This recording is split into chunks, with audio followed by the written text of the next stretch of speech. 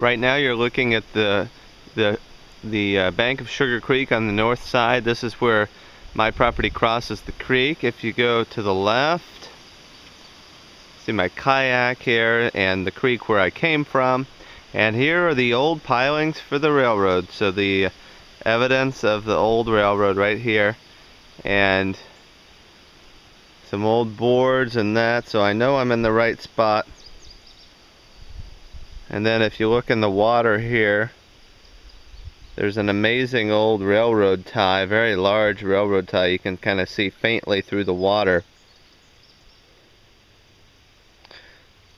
And just to give you some perspective, that's my foot in relation to it. Wait for the mud to wash away. So you can see it's a pretty large railroad piling, and it's at least the width of it in height as well, so it's square. And there's a big bolt running through it. Now we'll walk up the bank to see what we can find here in terms of evidence of the railroad. It's amazing how these are kind of chewed away. I wonder if it either caught on fire, or it looks like there are some chars. So I suspect someone tried to start a fire there at some point. Walking up the bank to the rail bed. Doesn't appear to be anything physically to indicate that the railroad was here other than the bank, the bed itself.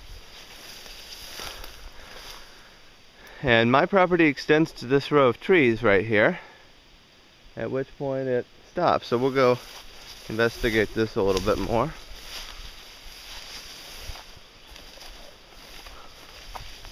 Very tall grasses and weeds here.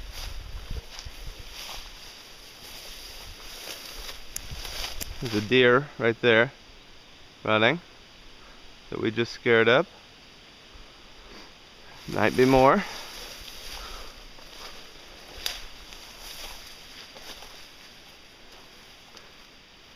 Again, it looks like the main rail ties, the bed, the rails themselves, the metal rails, have all been pulled up.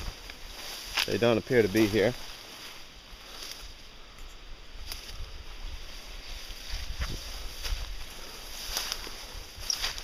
There we go. Now we're getting somewhere. This is looks like a big foundation for the railroad. Here is and all of this grass is a bed where deer lie laid to go to sleep, and it's probably the deer that we scared up. The fawns are getting bigger this time of year, and I don't believe they have their spots, as I saw some earlier today. I want to be careful what I see around here because there are snakes. Probably even rattlesnakes in this area. Here's the foundation.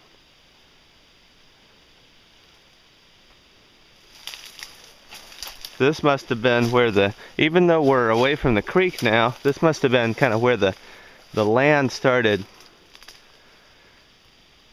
angling downward toward the creek, and they needed a foundation to put pilings on to support the railroad.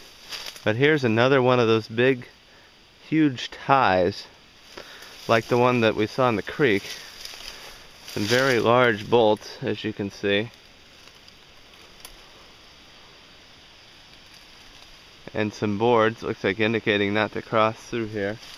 So we'll go up behind here and see if there's any evidence of the railroad.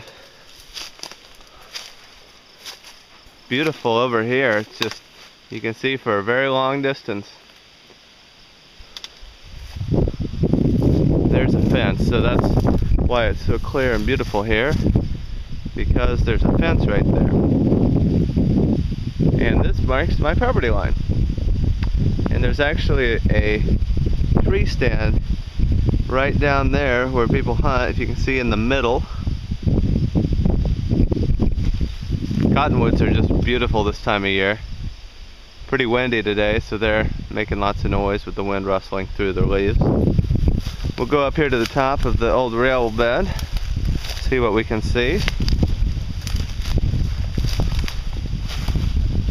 And this is again just the short distance of property that is on the south side of the creek. Again, the majority of it's on the north side.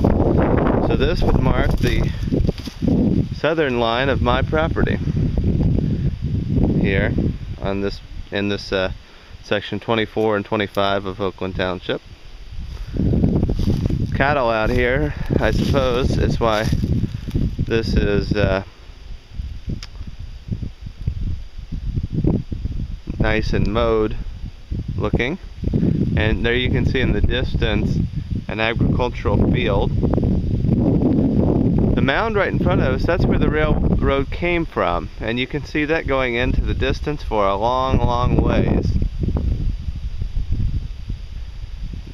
This here would not have been land that Henry owned to the left, but to the right, this was Henry's land, I believe, and it's very beautiful indeed.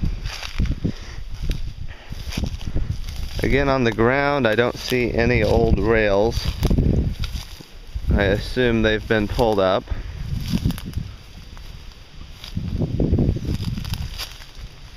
Osage orange tree here would make a nice walking stick. It's very straight.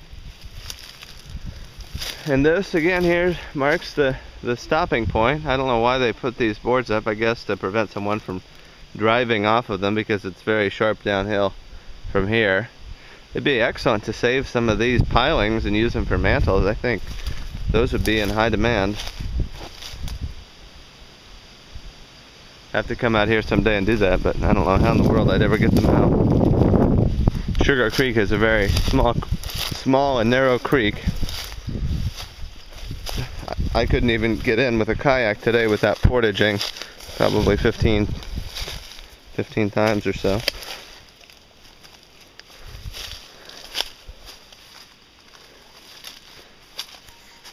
Well, that's it for now. We'll pick up again when we get to the other side of the creek.